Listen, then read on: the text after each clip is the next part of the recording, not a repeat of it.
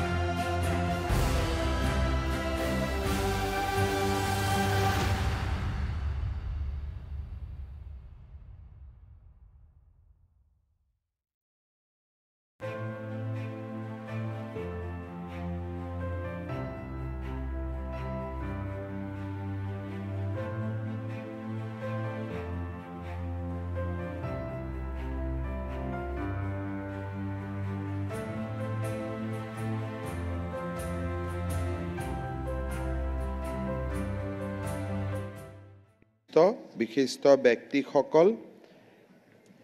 আজিৰ এই অনুষ্ঠান চাবলৈ অহা সুধী মণ্ডলী শ্ৰদ্ধাৰ ৰাইজ আই মাতৃসকল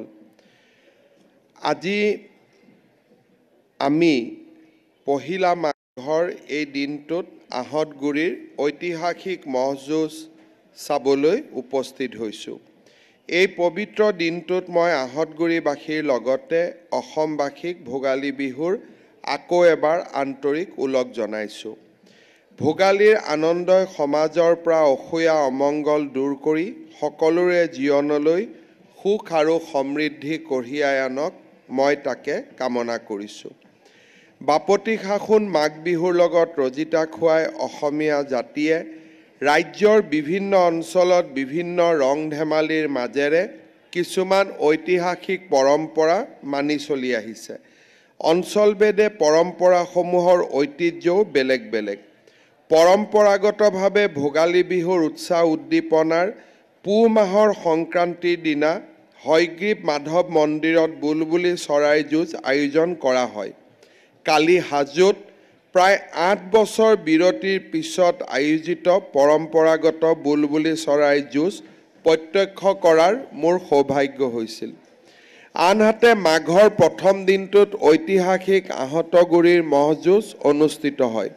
অসমৰ ইতিহাস আৰু পৰম্পৰাৰ সৈতে অভিন্ন আহতগুৰিৰ ঐতিহাসিক মহযুঁজত উপস্থিত থাকিবলৈ পাই মই সঁচাকৈ আনন্দিত আৰু গৌৰৱ অনুভৱ কৰিছোঁ সুন্দৰকৈ আৰু সুপৰিকল্পনাৰে এই যুঁজ আয়োজন কৰাৰ বাবে মই আয়োজকসকলৰ লগতে আহতগুৰিবাসীৰ শলাগ লৈছোঁ আৰু সকলোকে মই ধন্যবাদ আৰু অভিনন্দন জনাইছোঁ স্বৰ্গদেউ ৰুদ্ৰসিংহৰ দিনত প্ৰথমবাৰৰ বাবে সূচনা হোৱা এই যুঁজৰ কথা উল্লেখ কৰি আহোমৰ দিন গ্ৰন্থত হিতেশ্বৰ বৰবৰুৱাই লিখি থৈ গৈছিল হাতী যুঁজ কুকুৰা যুঁজ হেনমেলা আদি খেল এই দেশত এইজনা মহাৰাজাই প্ৰথম চলায় এইবোৰ খেল চাবৰ আৰু আনকো দেখুৱাবৰ অভিপ্ৰায়েৰে মুকলি পথাৰৰ মাজত ৰংঘৰ সজাইছিল এওঁৰ দিনত বাহিৰত তেনে কোনো ৰণ বিগ্ৰহ নাছিলে বাঁহী আলোচনীত অসমৰ মহযুঁজৰ পৰম্পৰাৰ কথা আলোকপাত কৰি এইদৰে লিখিছিল পুহৰ কেইদিনমান পিছতে ৰজাৰ ঘোষকে ঢোল বজাই কোনদিনা মহযুঁজ অনুষ্ঠিত হ'ব তাক ঘোষণা কৰে আৰু ৰাইজক সেই যুঁজ উপভোগ কৰিবলৈ নিমন্ত্ৰণ কৰে মাঘ বিহুৰ খেলৰ বাবে নিৰ্ধাৰিত ৰাইজে পুৱাতে আহি ৰংঘৰৰ ওচৰত বাকৰণিত গোট খায় এনেদৰে আমাৰ অসমৰ মাঘ বিহুৰ সৈতে মহ যুঁজ বুলবুলি যুঁজ আদি পৰম্পৰাৰ অংগ কৰি লোৱা হয় যোৱা কিছু বছৰ ধৰি বিভিন্ন কাৰণত এই প্ৰতিযোগিতা বন্ধ হৈ আছিল